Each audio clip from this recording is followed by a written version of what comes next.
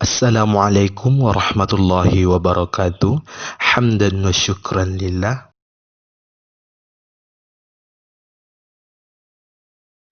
Saya Daris Aprinaldi Elman bersama teman saya Sri Melinda, jurusan Hukum Keluarga Islam semester 3 unit 2. Dengan mata kuliah fikih jinayah, kali ini kami mempresentasikan tentang jarimah minum minuman keras.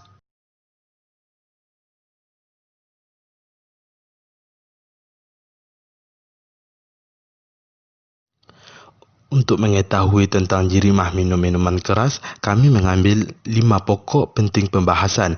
Yang pertama pengertian, yang kedua unsur-unsur, yang ketiga alat bukti, yang keempat sanksi dan pelaksanaan hukuman, dan yang kelima hapusnya hukuman.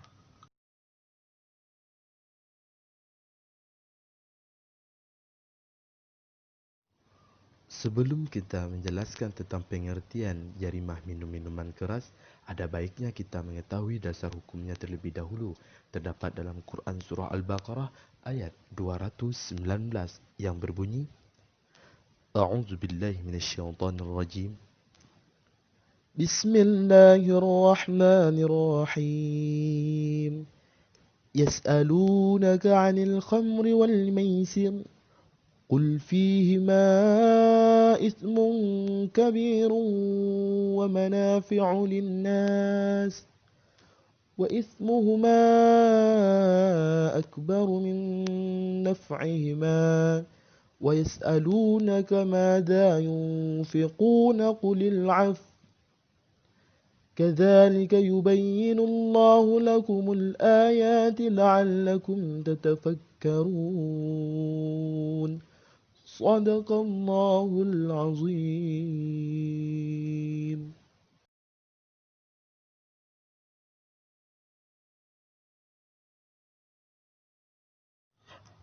Pengertian jarimah minum minuman keras menurut Imam Ahmad, Imam Syafi'i, dan Imam Malik.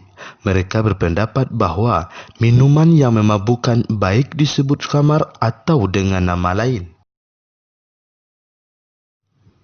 Sedangkan menurut Abu Hanifah membedakan antara khamar dan mabuk. Khamar diharamkan meminumnya, baik sedikit maupun banyak, dan keharamannya terletak pada zatnya. Minuman lain yang bukan khamar tetapi memabukkan, keharamannya tidak terletak pada minuman itu sendiri, tetapi pada minuman terakhir yang menyebabkan mabuk. Jadi, menurut Imam Abu Hanifah, minum minuman memabukkan selain khamar sebelum minum terakhir tidak diharamkan.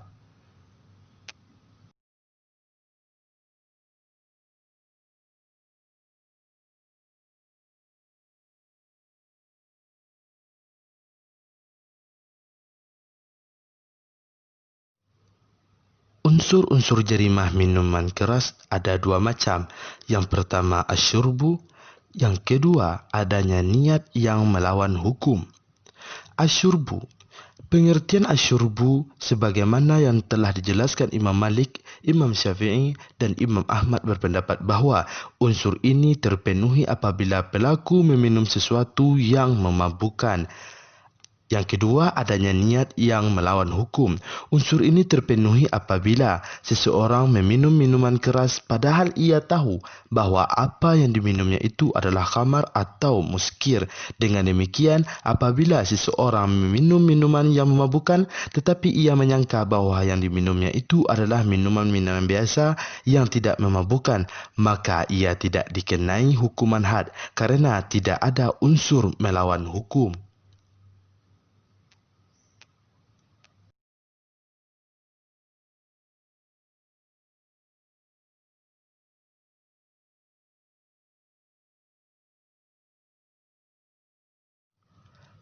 Pembuktian untuk jarimah minum minuman keras ada 3. Yang pertama dengan saksi, yang kedua dengan pengakuan, dan yang ketiga dengan qarinah. Dengan saksi maksudnya di sini adalah jumlah minimal saksi yang diperlukan untuk membuktikan jarimah minum khamar adalah 2 orang yang memenuhi syarat-syarat persaksian. Yang kedua dengan pengakuan. Maksudnya pengakuan ini cukup 1 kali dan tidak perlu diulang-ulang sampai 4 kali. Dan yang ketiga dengan qarina. Jarimah minuman khamar juga bisa dibuktikan dengan qarinah-qarinah tersebut apabila ada hal-hal seperti bau minuman, mabuk, dan muntah. Itulah cara pembuktian untuk jarimah minum minuman keras.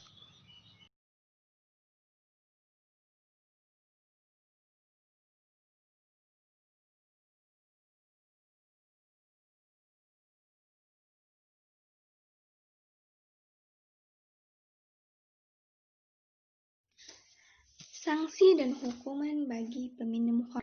Menurut aspek umum, para ulama sepakat bahwa konsumen khamar ditetapkan sanksi hukuman had, yaitu dera sesuai berat ringannya tidak pelanggaran yang dilakukan oleh seseorang.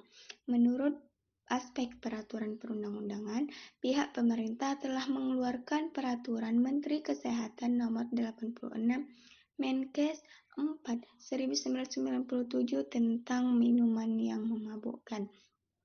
Nabi Muhammad bahkan menyebut peminum hingga penjual khamar akan dilaknat Allah Ta'ala. Allah berfirman dalam surah Al-Maidah ayat 90 yang artinya, "Hai orang-orang yang beriman, sesungguhnya meminum khamar, berjudi, berkorban untuk berhala, mengundi nasib dengan panah adalah perbuatan syaitan. Maka jauhilah perbuatan-perbuatan itu agar kamu mendapat keberuntungan."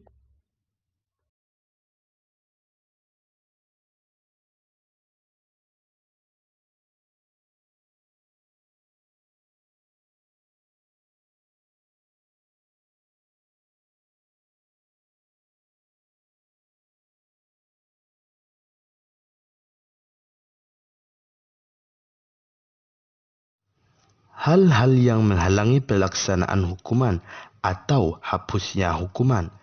Menurut pendapat Imam Abu Hanifah, ada 3. Yang pertama, pelaku mencabut pengakuannya sedangkan alat bukti lain tidak ada.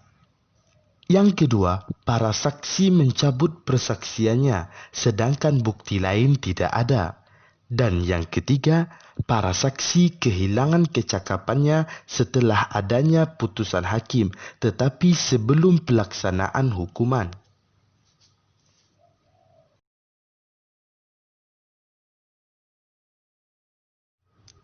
Itulah presentasi kami pada kali ini. Semoga bermanfaat dan menambah wawasan teman-teman semua. Kalau ada kesalahan kami mohon maaf. Assalamualaikum warahmatullahi wabarakatuh.